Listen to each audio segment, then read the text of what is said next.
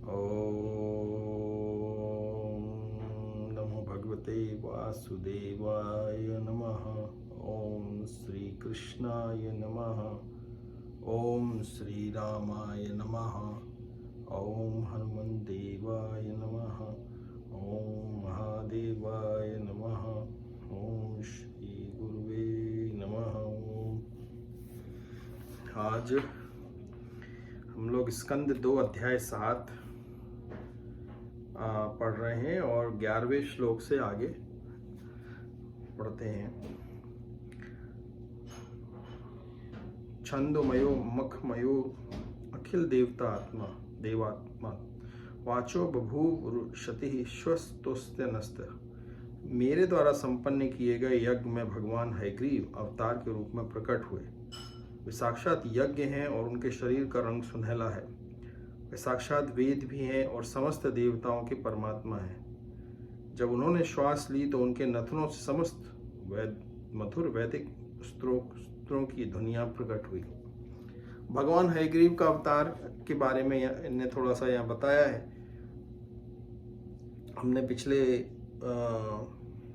सत्संग में भी थोड़ा देर उसके ऊपर बातचीत की थी कि हयग्रीव जो है भगवान के आधे अश्व और आधे मनुष्य के अवतार हैं। और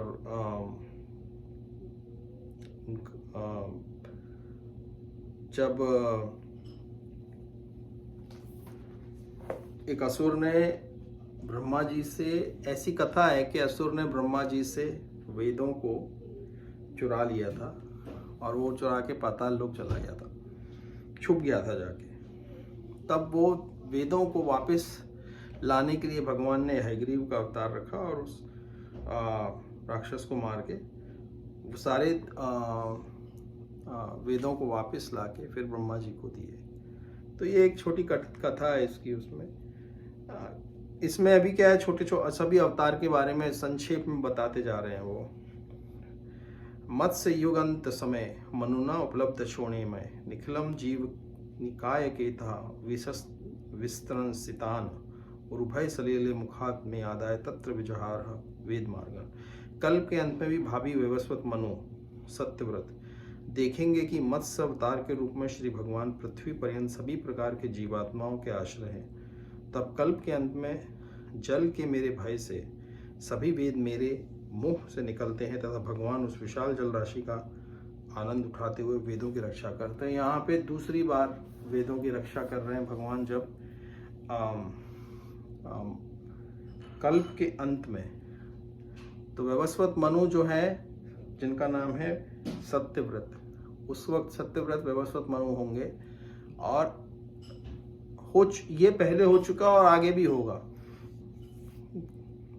पूरा जो पृथ्वी है, पूरा पृथ्वी में, ब्रह्मांड में, इनफैक्ट सब जगह जल ही जल मग्न हो जाएगा, सब कुछ डूब जाएगा।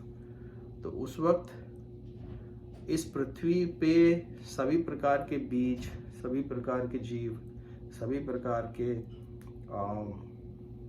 जितने भी धर्म से संबंधित जितनी भी वस्तुएं हैं, इस प्रकृति की जितनी भी वस्तुएं हैं, वो सब भगवान जो है उसको प्रिजर्व करके, जब तक वो जल की राशि रहती है तब तक उसको एक नाव में रख के मत्स्य के रूप में उसको खींचते हुए भ्रमण करते रहते हैं भगवान।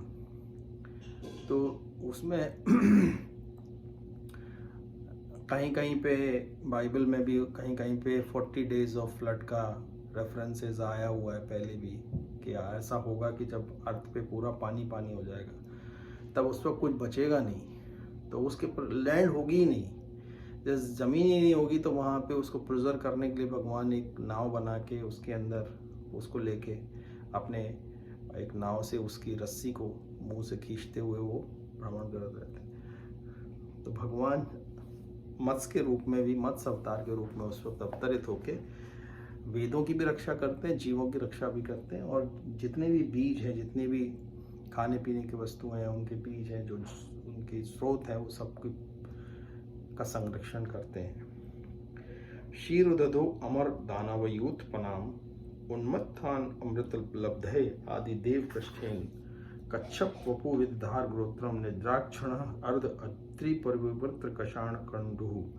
तब आदि भगवान मथानी की तरह उपयोग में लाए जा रहे मंदराचल पर्वत के लिए आश्रय स्थल के रूप में कच्छप रूप में अवतरित हुए।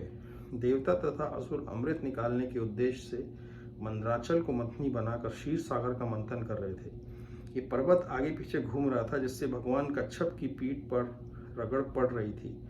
तब वे अधजगी निंद्रा में थे और खुजलाहट का अनुभव कर रहे थे। उनकी पीठ रगड़े जाने लगी।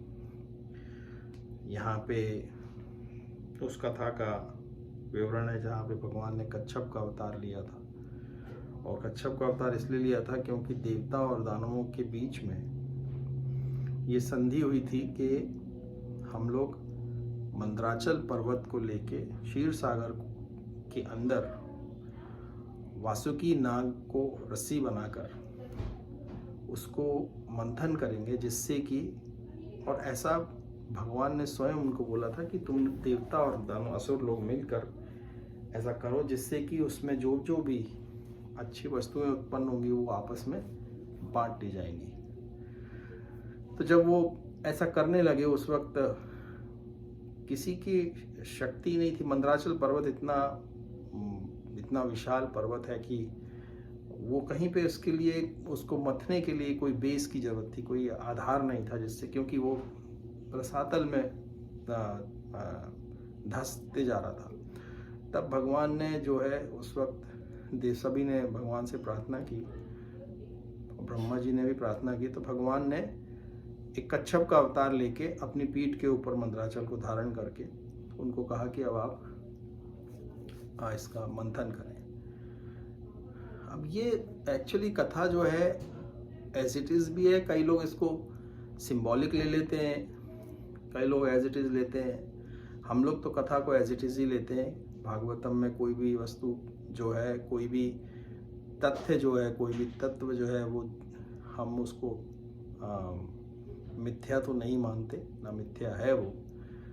तो फिर ये डिस्कशन आता है कि इसको रस्सी किसको बनाएंगे, मथेंगे किसको। तो मथने के लिए फिर वासुकी नाग जो है, देव नागों के जो राजा ही बोलना चाहिए उनको, बहुत ही भयानक नाग है वो। तो उनको रस्सी बना के उन्होंने मथना चालू किया था।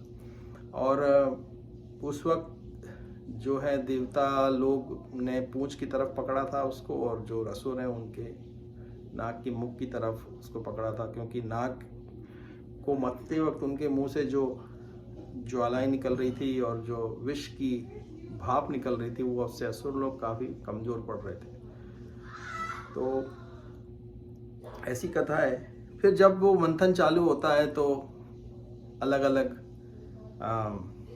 वस्तुएं उत्पन्न होती हैं उसमें इसी में ही आगे जब अमृत निकलता है, लक्ष्मी जी भी निकलती हैं उसमें से, धन्वंतरी निकलते हैं, जो इंद्र के पास हाथी है, इंद्र का ऐरावत, वो निकलता है। ऐसे कई औषधियाँ निकलती हैं, कई अच्छी अच्छी वस्तुएं निकलती हैं जो कि देवता और आसुर आपस में बांटते जाते हैं। लक्ष्मी जी जब निकलती हैं तो वो भगवान विष्णु का वर्ण करने के लिए बोलती हैं कि मैं उनके अलावा किसी का वर्ण नहीं करूँगी, तो भगवान विष्णु के धाम चली जाती हैं भगवान के पास। और अंत में जब ऐसा करते हैं उससे पहले विष निकलने लगता है, हलाहल जिसको बोलते हैं। तो वो हलाहल विष जो है इतना भयानक होता है कि उसकी जो उस विष की जो भाप है उससे तीनों लोकों में जीव जो है मरने लगते हैं। और तब इनको समझ में ही नहीं आता कि क्या किया जाए। तब वो भगवान से फिर प्रार्थना करते हैं, और भगवान फिर जो है भगवान महादेव को प्रार्थना करते हैं कि आप इस हलाहल का सेवन कीजिए, जिससे कि तब भगवान महादेव जो है शहर स्वीकार कर लेते हैं कि मैं इसको धारण करूँगा। हालांकि उनको ये कुछ पता ही नहीं होता है कि इस हलाहल को धारण करने के बाद उनका क्या होगा, लेकिन भगवान की इच्छा को मान के, आदेश मान के वो हलाहल को पी जाते हैं और अपने कंठ में धारण कर लेते हैं। और जितने भी जो करंट में धारण करते हैं तो उनकी जो भी एक जो जो उसकी बूंदें हैं जहाँ जहाँ भी गिरती हैं और जो भी जीव उसको पी लेते हैं वो सब विषधारी हो जाते हैं। इसलिए भगवान शिव के कंठ में हमेशा जो है वो नाग हमेशा रहते हैं और उनके आसपास नागों का, उनके गले में भी नाग होते हैं, उनके आसपास जितने भी जीव होते हैं जो भी सब विषधारी होते हैं ज़्यादातर, क्योंकि उस हलाहल जो विष है उसका सेवन करके उन लोगों ने वो विषधारी बन गए। तब से भगवान महादेव को नीलकंठ भी बोला जाता है। उनके गले में नीला गला हो जाता है उस हलाहल को पीने से, और क्योंकि उसमें बहुत विष है वो, तो भगवान जो है उसको धारण करके भगवान महादेव उसी ट्रांस में भगवान महादेव जो है रहते हैं सदा। इसलिए हम भगवान महादेव का जब कभी भी अगर हम उनका चित्र देखें या उनकी जो भी आकृति बताई जाती है जब भी, तो उसमें वो हमेशा ध्यान में दिखाए हुए रहते हैं। तो भगवान महादेव का इस मतलब उनका भगवान जैसा ही महत्व है, क्योंकि वो भगवान ही है। क्योंकि इस विश्व में जो यूनिवर्स का जो ये कुछ अच्छा दिख रहा है हमको, इसके पीछे जो कुछ भी बुरा बोलो या जितनी भी आसुरी शक्तियां हैं, जितना भी नेगेटिविटी है, सबको भगवान महादेव ने धारण और कंट्रोल किया हुआ है। इसीलिए भगवान महादेव का जो लोक है उसमें उनके गण हैं, गणों के जो अधिपति श्री गणपति हैं, जो उनके पुत्र हैं, और जितने भी गण हैं उनके, और जो राक्षस हैं और अलग अलग आकृति के जीव हैं, वो सब भगवान के महादेव के लोक में रहते हैं। प्रेत हो, भूत हो, पिशाच हो, वो सब भगवान महादेव के अधीन रहते हैं। भगवान महादेव ही उनके देवी देवता हैं। तो ये इतना लॉजिकल है सब कुछ कि जो कुछ संसार में अच्छा दिखता है, इसको अच्छा बनाने के लिए उसका कोई विष होता है जो कोई ना कोई पीता है। कोई सैक्रिफाइस होता है उसके पीछे किसी का। तो भगवान महादेव का ये सैक्रिफाइस है। भगवान महादेव ने, इसलिए भगवान महादेव भगवान के बहुत प्रिय है। भगवान ही है, लेकिन भगवान के एक रूप है। वो भगवान के तामसिक गुण के अधिपति देवता है। भगवान विष्णु सात्विक रूप के गुण के अधिपति देवता है। ब्रह्मा जी राजसिक गुण के देवता है। तो जितनी तामसिक शक्तियां हैं, तमस है, वो सब, इसलिए जो कई भगवान के भक्त ऐसे होते हैं जो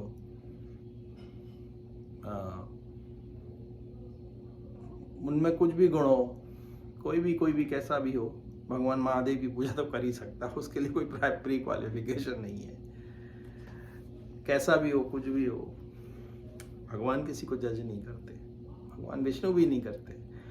लेकिन राक्षस लोग भी भगवान महादेव से, रावण जो था, रावण जैसा राक्षस भी जो है भगवान महादेव की पूजा करके और ध्यान करके वर प्राप्त करके इस संसार का, इस जगत का राजा बन सकता है। भगवान विष्णु की पूजा करके नहीं कर सकता कोई। लेकिन महादेव जो है वो ऐसे हैं कि वो देखते ही नहीं है कि क्यों चाहिए, क्यों वरदान मांग रहा है, क्यों तपस्या कर रहा है। दे देते हैं बस, सोचते ही नहीं है। सोचा होता तो हलाल नहीं पिया होता ना उनने। इसलिए वो सभी भगवान महादेव जो है वो सारे जगत में हर चीज को जानते हैं, लेकिन वो ये जज नहीं करते कि ये क्यों चाहिए, कैसा है, इसका क्या बैकग्राउंड है, क्यों चाहिए। ये भगवान विष्णु करते हैं, महादेव नहीं करते। इसीलिए बड़े बड़े राक्षस पैदा होते हैं, भगवान महादेव की पूजा करते हैं, वर प्राप्त करते हैं और फिर आके संसार में भगवान की लीला को आगे बढ़ाते हैं। तो सबके लिए अपॉर्चुनिटी है। कहने का मतलब यही है कि अध्यात्म में भी जो लोग जाना चाहते हैं उनको ही भगवान महादेव अगर आप भगवान के पास अध्यात्म के लिए आप जाओ, ध्यान भगवान प्राप्ति के लिए जाओ, तो वो भी कृपा करते हैं भगवान। वो तो दयालु हैं बहुत, इसलिए उनको बहुत दयालु माना गया है। और हनुमान जी जो है वो भगवान महादेव के ही अवतार हैं, 11वें रुद्र हैं, वो रुद्र अवतार बोला जाता है उनको।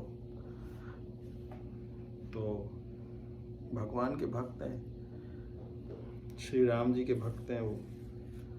तो महादेव जो है वो हमेशा राम जी का स्मरण करते रहते हैं, राम में रमण करते रहते हैं। जहाँ योगी रमण करते हैं भगवान महादेव भी वही रमण करते हैं, उसी तत्व में रमण करते हैं वो। क्योंकि वो तत्व को प्राप्त करके विनाश नहीं हो सकता किसी का, कभी विनाश होता ही नहीं है। उस अवस्था को प्राप्त करके, जिस अवस्था में भगवान महादेव, हनुमान जी, भगवान के बड़े बड़े भक्त जिस मानस चेतन पे रमण करते हैं, में रहते हैं, उनको हलाहल जैसे विष से भी भय नहीं है। संसार की तो बात ही क्या है। संसार सागर में किसी भी अवस्था की क्या ताकत है, क्या शक्ति है कि वो भगवान के किसी भक्त का लेश मात्र भी बुरा कर सके?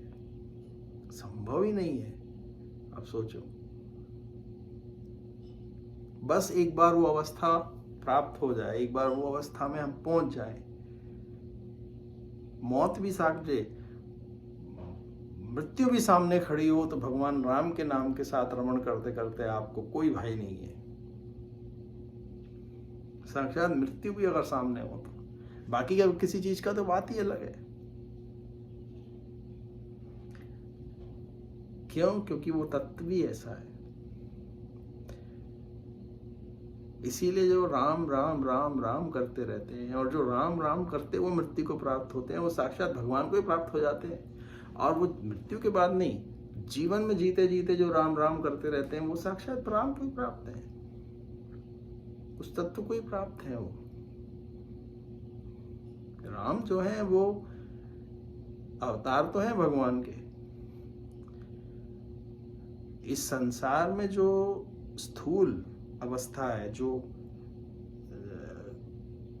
सूक्ष्म, मतलब हर एक अवस्था में, मतलब हम लोग अब सूक्ष्म जीव है, हम लोग सूक्ष्म बोल रहे हैं, हम लोग स्थूल जीव है, हम लोग के शरीर है, हम लोग के हर चीज पदार्थ है, हम लोग हर चीज बहुत सॉलिड फील होती है। ऐसे जगत में राम जी एक अवतार के रूप में आते हैं, तो वो तत्व, उस तत्व, इस जगत के लिए वो तत्व, उसका रेफरेंस है। चेतना का रेफरेंस उनका स्मरण है, उनकी याद है, उस तत्व में आप रमण करते हो। वो सूक्ष्म है, सूक्ष्म का भी सूक्ष्म है। तो शरीर में रहते हुए तो आप राम की, कृष्ण की पूजा करते रहो, और चेतना में आप भगवान राम का स्मरण करते रहो, और जिह्वा में जो है, मन में सदा राम राम राम का जो ध्वनि है, उसका अनुभव करते रहो। तो हम हर एक अवस्था में भगवान के साथ पूरी तरह से हम उनके साथी हैं। तब किसी का भाई नहीं है। तभी तुलसीदास जी चौपाई में लिखी है ना, कि उनकी जो एक चौपाई है जिसमें राम जी की स्तुति में उन्होंने लिखा है कि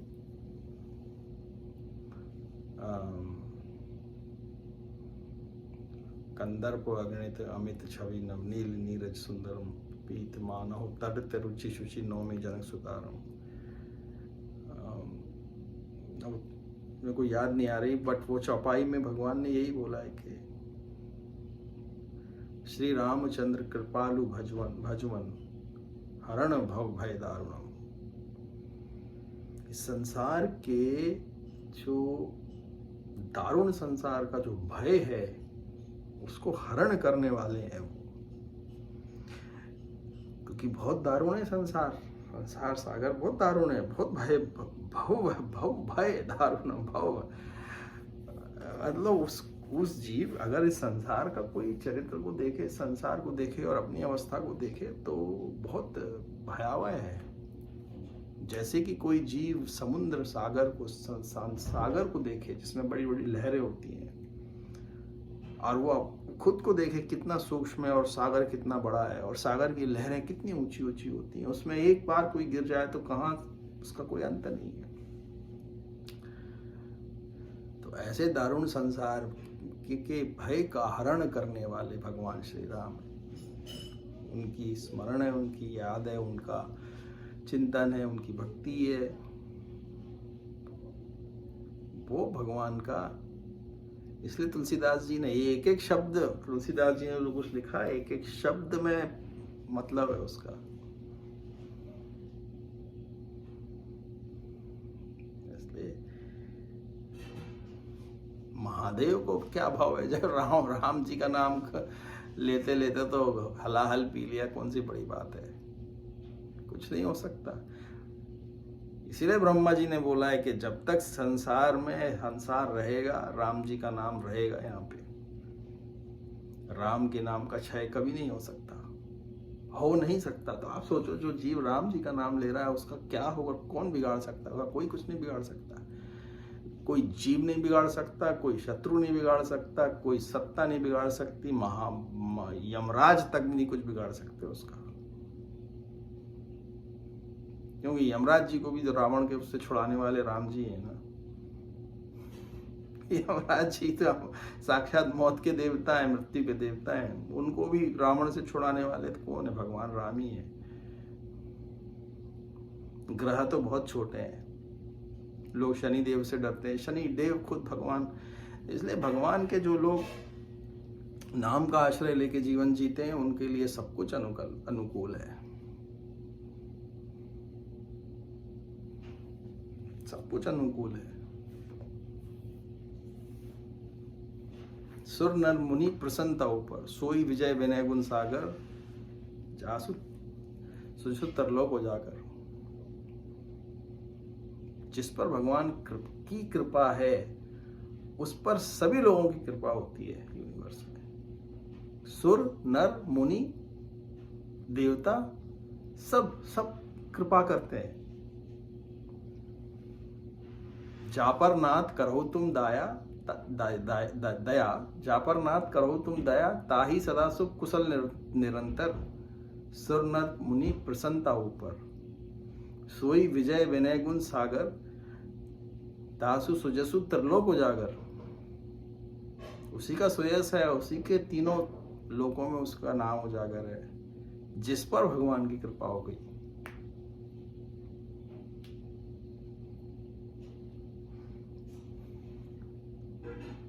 और वही भगवान हनुमान जी को बोल रहे हैं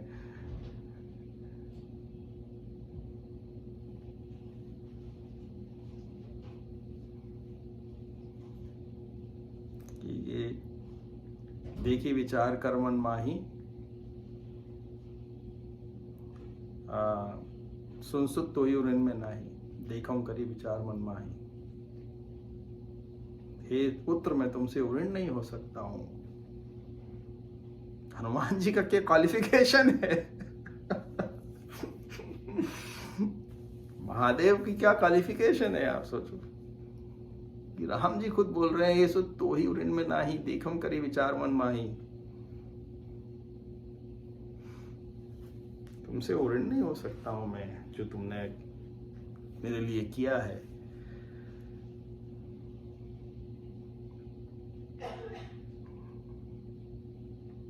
तो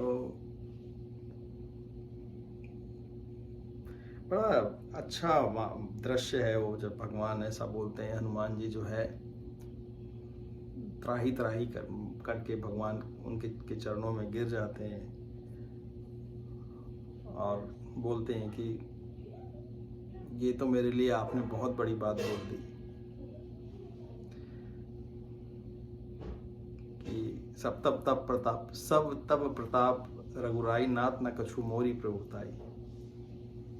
सब आपका प्रताप है, मेरी कोई इसमें प्रभुताई नहीं है। शाखा मृग की बड़ी मनुसाई, शाखा ते शाखा पर जाई, नागी सिंधु हाटक पुरजारा, निस्सर गण विधि विपिन उजारा, सो सब तप प्रताप रघुराई, नाथ न कछु मोर प्रभुताई। ता कहूँ कछु अगम नहीं, जा पर तुम अनुकूल, तब प्रभाव बड़वान जारी सकई खलु तूल। मतलब राम जी पूछते हैं कि केही विधि दर बदहु दुर्गति बंका, कि तुमने किस तरह से जाके रावण का ये सब लंका को जला दिया, सब कुछ डिस्ट्रॉय कर दिया। जब हनुमान जी ने वहां लंका को जलाया तो 1/4 सेना को मार के आए थे वो अकेले, राक्षसों को। रावण की जितनी भी सेना थी, जितने भी वहां महल थे, उन सब के केवल विभीषण जी का घर छोड़ के सबके महल भगवान ने, हनुमान जी ने डिस्ट्रॉय कर दिए थे। और सब कुछ छोड़ के वहां वो तब को तोड़ के राक्षसों को, तो 1/4 सेना को खत्म करके आए थे। करोड़ों अरबों राक्षस थे उनमें से।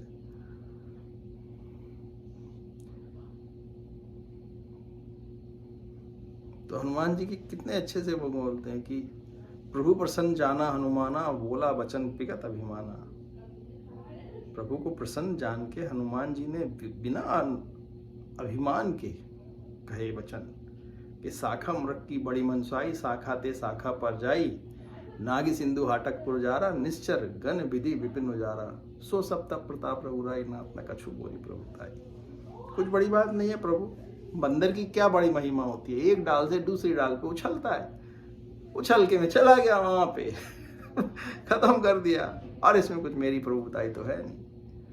और ये कोई बोलने वाले शब्द नहीं है, ये वो शब्द हैं जो वो मीन करते हैं। ही मीन्स इट। ये नहीं कि अंदर तो अभिमान है और ऊपर से बोल रहे हैं कि नहीं नहीं नहीं प्रभु ऐसी कोई बात नहीं, और अंदर फीलिंग के देखो you know I have done this. ऐसा नहीं है। रियली में हम्बल है वो, रियली में ऐसा ही महसूस करते हैं वो। ऐसी महानता है हनुमान जी की कि आप सोचो कि उनकी क्या क्वालिफिकेशन है, क्या डेफिनेशन है। कौन है हनुमान जी? मतलब महादेव बेसिकली।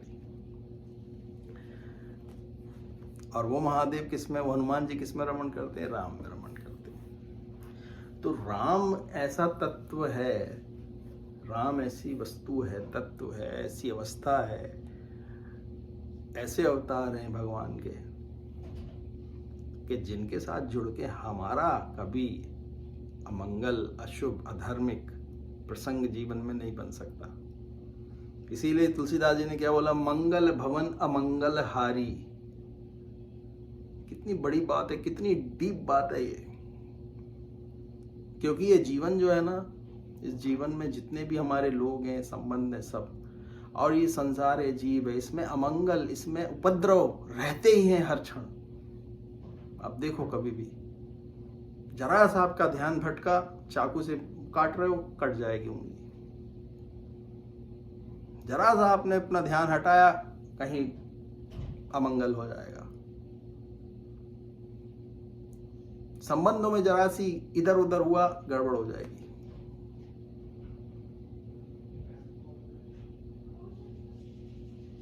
कितने अमंगल, मांगलिक, कितने अधार्मिक प्रसंग होने के चांसेस रहते हैं हमेशा। अगर जीव, अगर मनुष्य धर्म से ना चले, सतर्क ना रहे, तो भटक सकता है तुरंत।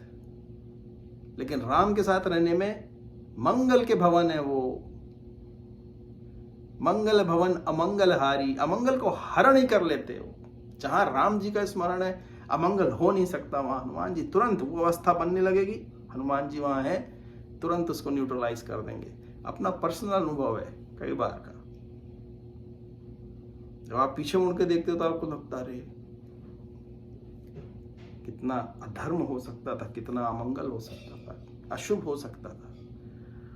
लेकिन नहीं, क्योंकि आप जुड़े हो भगवान से, उनके साथ से, तो आपका इस जीवन में, अगले जीवनों में अमंगल नहीं हो सकता। कोई भी राक्षस आके, कोई भी असुर आके, कोई देवता आके कुछ गड़बड़ नहीं कर सकता है हमारे जीवन में। देवता भी करते हैं गड़बड़, असुर ही नहीं करते, ज्यादा देवता करते हैं। इसलिए ऋषि जो लोग होते हैं, जो भगवान के सच्चे भक्त होते हैं,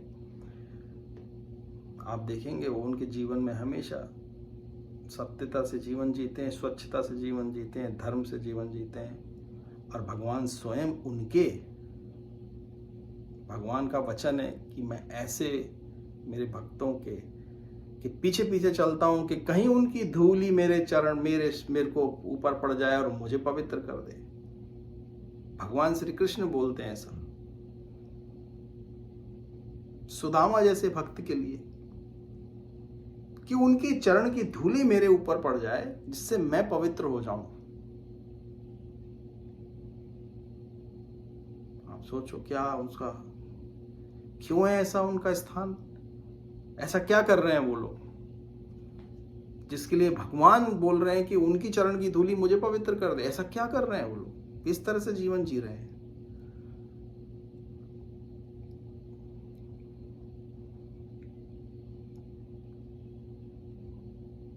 ये चिंतन करने जैसी वस्तु है, चिंतन जैसे करने जैसी चीज है कि भगवान ऐसे किन भक्तों के लिए ऐसा बोलते हैं जिसको भगवान स्वयं अपना भगवान मान लेते हैं।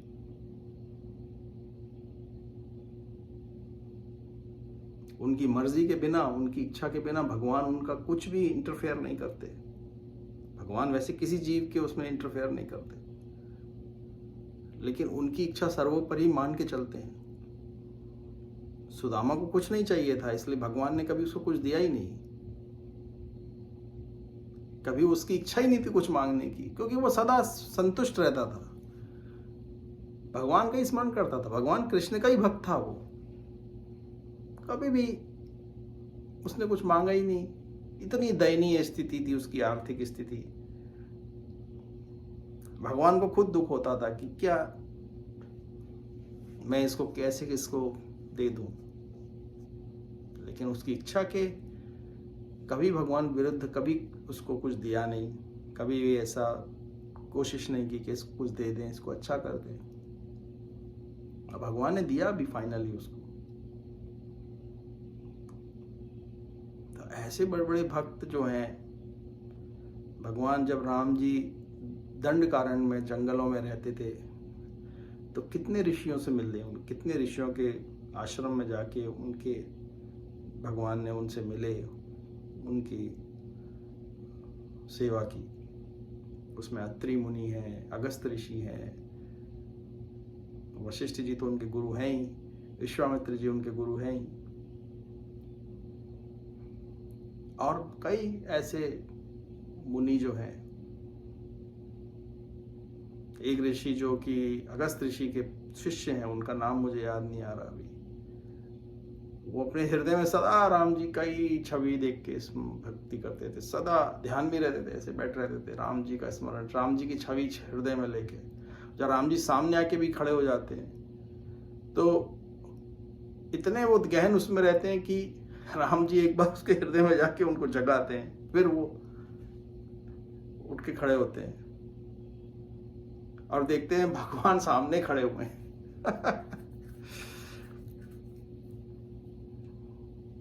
शबरी माता जो भगवान का जो भक्ति कर रहा है ना, उसको कहीं जाने की आवश्यकता नहीं है, भगवान खुद चल के आते हैं। यही शबरी का प्रसंग है, यही अगस्त ऋषि का है, यही सारे ऋषियों का प्रसंग है। भगवान ऋषियों के पास जाते हैं, ऐसे ऐसे लोगों के पास नहीं जाते सांसारिक, जिनको अपने में जो मस्त हैं, जो करना चाहते हैं अपना कुछ कुछ, जिनको यही पता नहीं है, धर्म अधर्म का ही ज्ञान नहीं है, उनको पता ही नहीं है क्या करना है क्या नहीं करना है। भोग से उनकी बुद्धि इतनी ज्यादा ग्रसित हो चुकी है कि उनको किसी चीज का भेद ही नहीं पता है।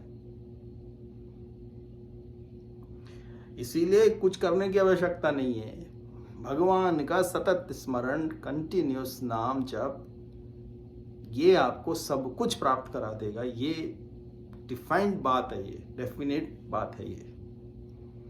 ये साइंस बस केवल ये है कि ये साइंस कोई प्रूफ जब तक खुद नहीं करेगा तब तक हो नहीं सकता ये। और खुद करने के लिए सत्संग चाहिए, भगवान की कृपा चाहिए, ऐसे होता नहीं है। ये पुरुषार्थ की बात नहीं है ये कि कोई व्यक्ति पुरुषार्थ से की प्राप्त कर लेगा।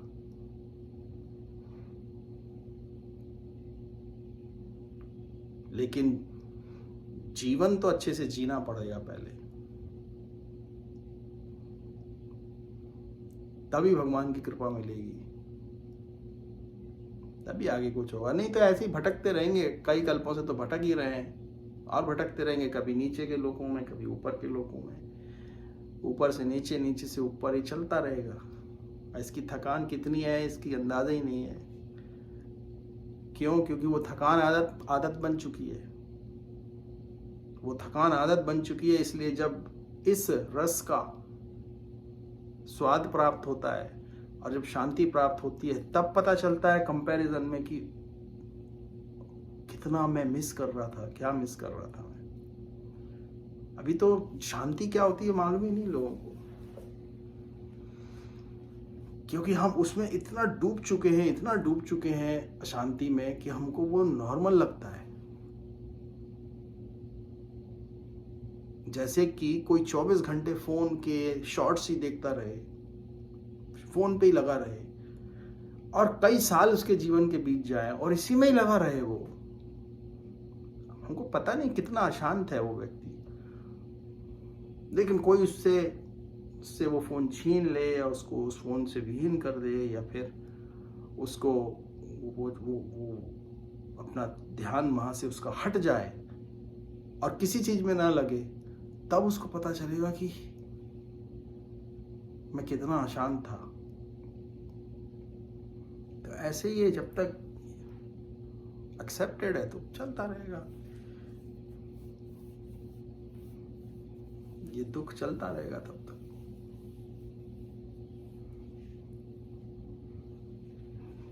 तो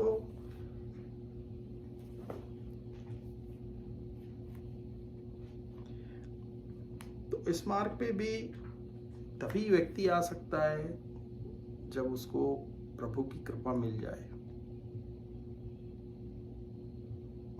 जो इस मार्ग पे नहीं है उसको ये समझना चाहिए कि संसार के मार्ग पे है वो अगर, तो अशांति रहेगी, दुख रहेगा। अगर दुख से निकलना है तो भगवत शरण में अपने मन को भगवान की शरण में ले जाना पड़ेगा, भगवान में लगाना ही पड़ेगा अगर परमानेंटली दुख का इलाज करना है तो। And there is no other way. Scriptures यही बता रहे हैं बार बार कि और कोई तरीका है नहीं। आपको टेम्परेरी सुख मिल सकता है इंद्रियों के माध्यम से, वो सुख लगता है, एक्चुअली सुख है नहीं, वो सुख लगता है वो इंद्रियों के माध्यम से, वो परमानेंट नहीं है वो, क्योंकि वही सुख थोड़े समय के बाद दुख बन जाता है, बीमारी बन जाती है। इंद्रियों के जितने सुख है वो सब के सब बीमारियों में कन्वर्ट हो जाते हैं, क्योंकि ये तत्व इंद्रियों के परे है। जब तक आप इंद्रियों के परे नहीं जाएंगे और वो तत्व का अनुभव नहीं करेंगे, तब तक ये पता नहीं चलेगा। चीज राम है, तत्व है ना, जिसमें रमण है, रमण से राम, ये हमारा बनाया हुआ नहीं है। ये ब्रह्मा, महादेव, सनत कुमार आदि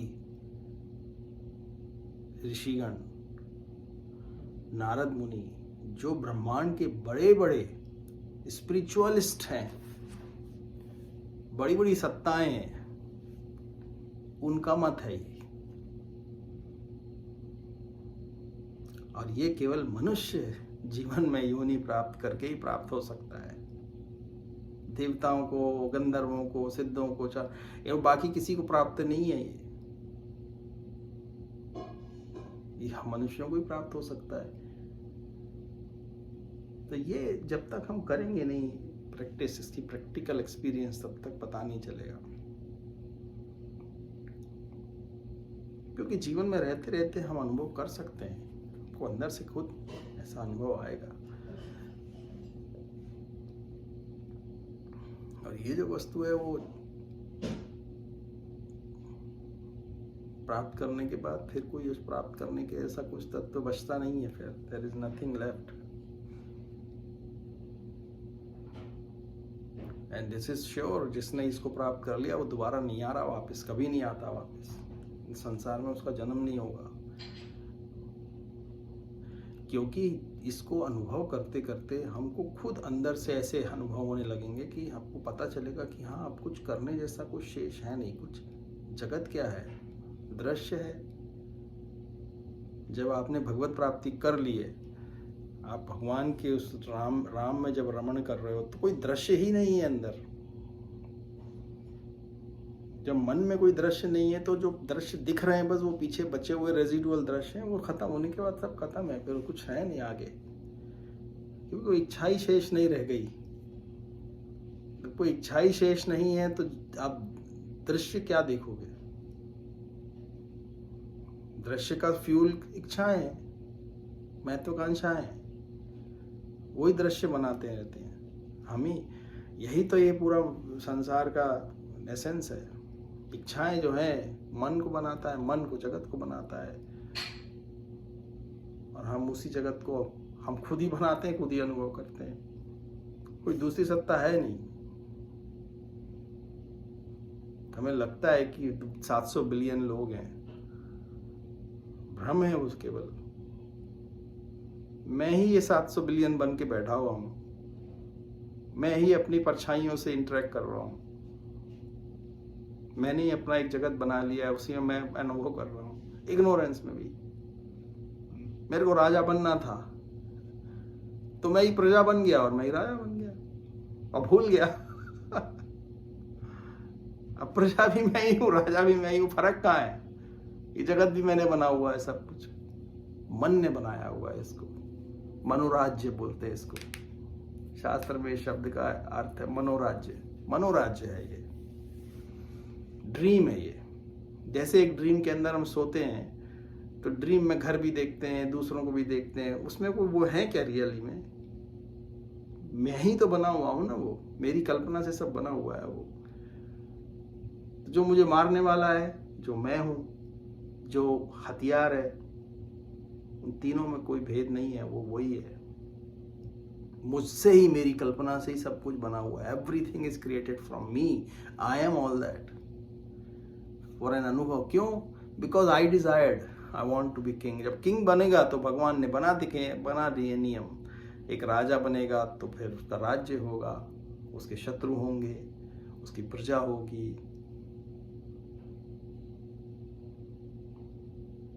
तो वो स्टोरी का पार्ट है, वो स्टोरी। और राजा बनना है तो ये सब आएगा साथ में। ये अनुभव चलता रहेगा जब तक इच्छाएं हैं, ये सब चलता रहेगा। मैं कुछ नहीं हूँ, मेरे को कुछ बनना है, मैं ये प्राप्त करना चाहता हूँ, मैं वो प्राप्त करना चाहता हूँ। तो ये इच्छा आपने करी है इग्नोरेंस में, तो प्राप्त करने के लिए सब मन बनाएगा उस चीज को। इसलिए इच्छाएं बहुत प्रबल होती हैं। इस तत्व को जो जान जाता है, उसकी इच्छा शक्ति इतनी बढ़ जाती है कि इच्छाएं को संभालने के लिए भी आपको सतर्क रहना पड़ता है कि मैं कोई ऐसी इच्छा तो नहीं कर लूं। जो इग्नोरेंट है वो तो कुछ भी इच्छा करता रहता है, उसकी इच्छा समय के हिसाब से पूरी होती रहती है। उसके लिए जब वो प्रयत्न करता है, क्यों? प्रयत्न का मतलब क्या है? प्रयत्न का मतलब है फोकस। फोकस का मतलब है आत्म तत्व की पावर। वैसे तो आत्म तत्व की जो पावर है एकदम वीक होती है। वो जो बहुत महत्वाकांक्षी होता है उसकी आत्म तत्व की पावर बहुत ही कम होती है। तो जब उसको कुछ प्राप्त करना होता है तो वो उसके लिए एफर्ट लगाता है, मेहनत करता है। उसका मतलब क्या है कि उसका फोकस उसके ऊपर आता है। जब फोकस आता है, इसका मतलब क्या है कि जो आत्म तत्व का जो तत्व है, वो तत्व की शक्ति से वो क्रिएट होता है सब।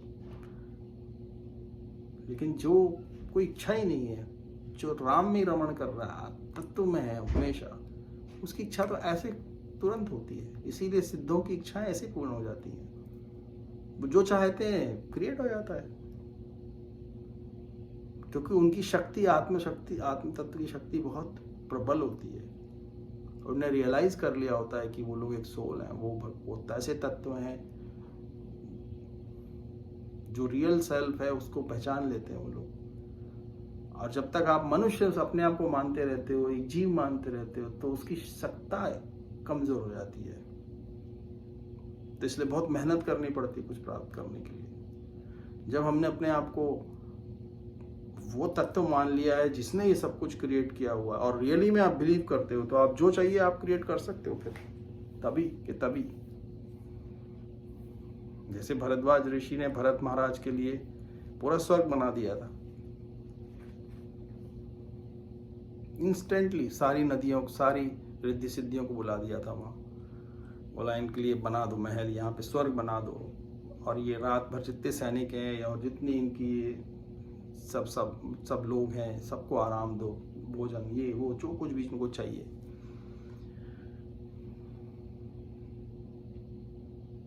रहते तो एक कुटिया में थे वो लेकिन उनके लिए कोई बड़ी बात नहीं थी ऐसे स्वर्ग का निर्माण करने की।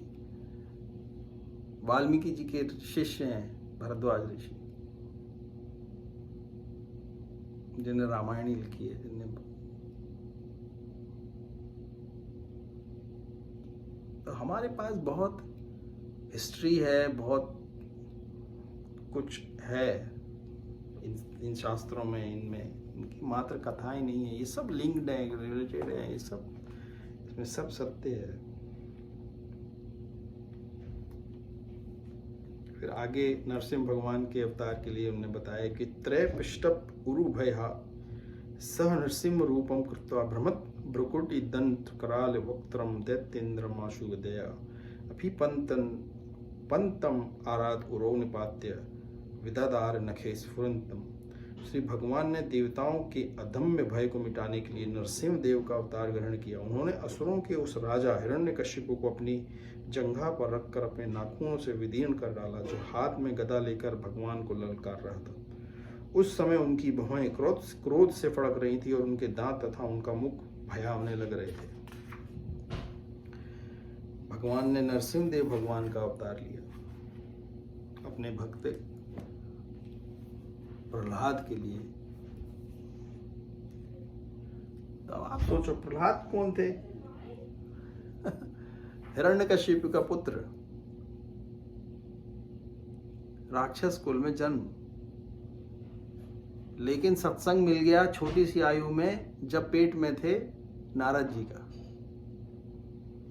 नारद जी जो है उनकी माता को भगवान की कथाएं सुना के चले गए, वो पेट में सुनते रहे, उनको भगवान के प्रति आस्था डेवलप हो गई और बचपन से ही वो भगवान के भक्त हो गए वो। और हिरण्यकशिपु जो है भगवान का बड़ा दुश्मन था, वो भगवान को हेट करता था। तो क्योंकि वो भगवान का भक्त था, भगवान के स्मरण में रहता था सदा, तो हिरण्यकशिपु इतना त्रिलोकी का राजा होने के बाद भी वो अपने पुत्र का कुछ कर नहीं सका। उसको जलाने की कोशिश की, काटने की कोशिश की, विषैले सांपों के कुएं में फेंक दिया उसको ना जाने क्या क्या किया, बड़े बड़े मदमस्त हाथियों से कुचलवाने की कोशिश की। उसको मारने के लिए जितने भी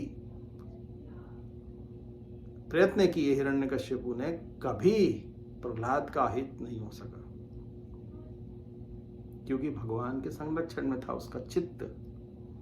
उसका चित्त सदा भगवान के ध्यान में रहता था, हमेशा स्मरण में रहता था। तो उसको तो पता भी नहीं चलता था कि उसके पीछे क्या क्या ये सब किया जा रहा है। भय कहाँ से होगा? उसका मन भगवान में है। तो ये भगवान की जो स्मरण की ताकत है, जो भगवान का वो है, वो भगवान का सुदर्शन उसको सदा बचाता रहता था। यहां तक कि होलिका जो खुद जल के मर जाती है, हिरण्यकशिपु की बहन,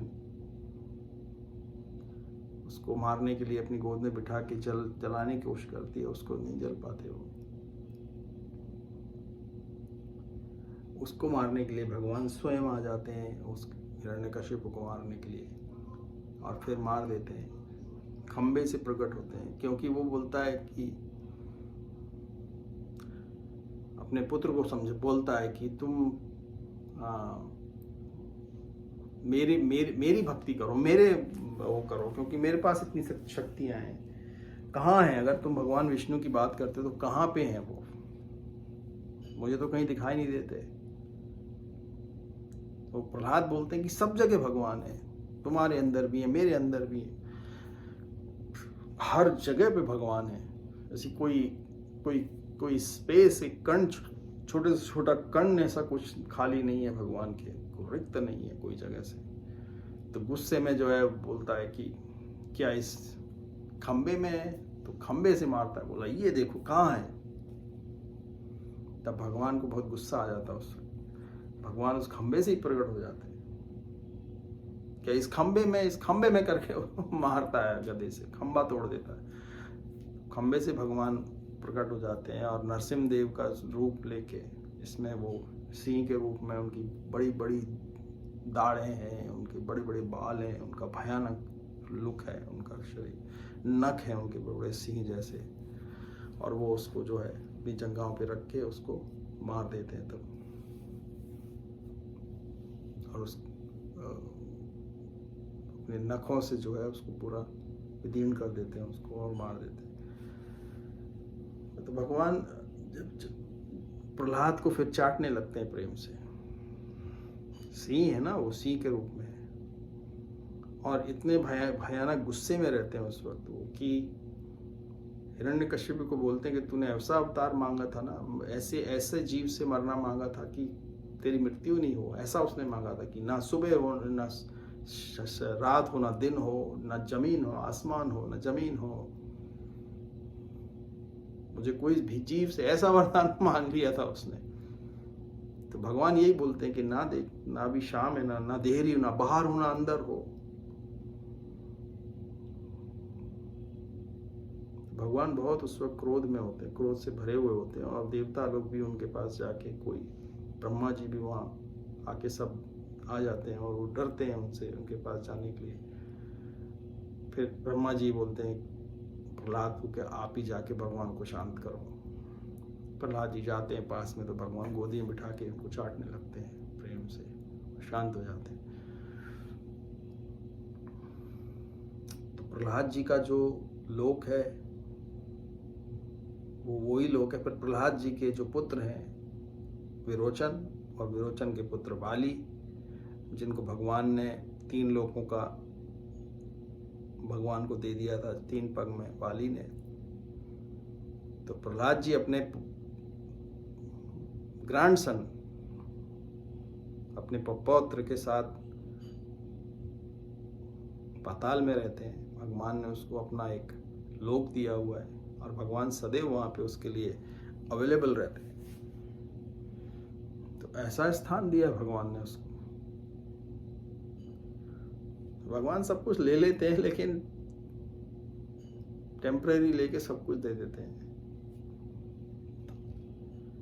तो ये नरसिंह देव भगवान की कथा है, और इसके एसेंस में यही है, बार बार एसेंस में यही है कि हमें डरने की, घबराने की संसार से जरूरत नहीं है। मृत्यु के बाद क्या होगा ये सोचने की भी आवश्यकता नहीं है, क्योंकि जिसने अपने चित्त को भगवान की शरण में दे कर दिया है, अधीन कर दिया। शरणागति का मतलब ही है अपने मन को, अपने चित्त को भगवान की शरण में, मतलब भगवान की याद में। अपना मन जो है अब कोई मंसूबे नहीं बना रहा है, कोई भोग की कामना नहीं कर रहा है, कुछ भोग का चित्र नहीं अपना दिमाग में चल रहा है, कुछ प्राप्ति के लिए नहीं चल रहा है कोई। उसको शरणागति बोलते हैं कि जब मन जो है भगवान के, मन के लिए कोई काम नहीं बाकी है, कोई काम बाकी नहीं है, इसलिए मन शांत है। मन एक जगह बैठा हुआ है, जब वो बैठा हुआ है मन है ही नहीं, फिर वहां पे सिर्फ भगवान है वहां पे। मन क्या है? वो पर्दा है, माया का पर्दे जैसा है वो, जो भगवान को छुपा देता है, और वो इच्छाओं से बन जाता है। तो ऐसा नहीं है कि इच्छाएं खत्म होने के बाद भी भगवत प्राप्ति हो सकती हो, टाइम लगता है।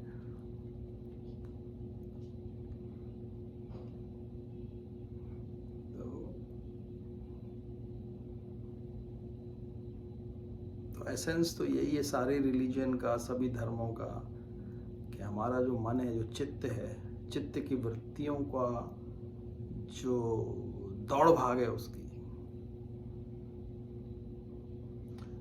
ये अच्छा नहीं लग रहा, वो नहीं लग रहा, इसने आज ये बोल दिया, इसने वो बोल दिया, ऐसा हो गया, वैसा हो गया, दुखी हो गए, सुख हो गए, खुश हो गए, ये सब द्वंद्व, ये सब डुअलिटी, ये सब द्वैत है, ये सब कुछ, ये द्वैत खत्म हो जाता है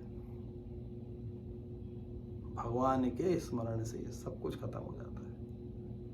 आप एक ही अवस्था में जो ट्रूली थे, ट्रूली हो, वही रह जाते हो। उसी को भगवत प्राप्ति बोलते हैं बस। बाकी जितना जीवन बाकी है उतना पूरा करके चले जाना है। मन तो ऑलरेडी पहुंच गया वहां पे, शरीर का it's just a matter of time. शरीर क्या है, केवल एक, मन तो पहले से ही वहां पहुंच गया है।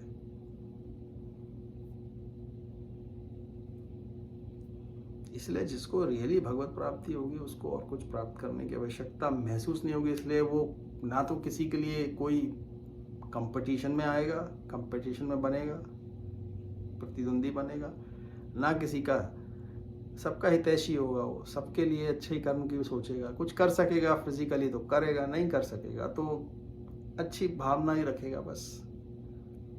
बाकी सब कुछ सहज, शांत, सिंप्लीफाइड हो जाता है, हो जाएगा। For him there is no ego. वो कोई हर्ट नहीं होता, कोई उसको कोई बुरा भला लगा तो उतना हर्ट नहीं होता। थोड़ी देर के लिए हर्ट ह्यूमन बीइंग है, होता है, लेकिन he really knows that it is, जब आप रियल तत्व को प्राप्त कर लेते तब ये बाकी की सारी जितनी भी डुअलिटीज है ना, ये सब निकल जाती है, सब खत्म हो जाती है। और ये you have to do it, जब करेंगे तब अपने आप ही इसका अनुभव होने लगेगा। चलो आज यहीं विश्राम करते हैं।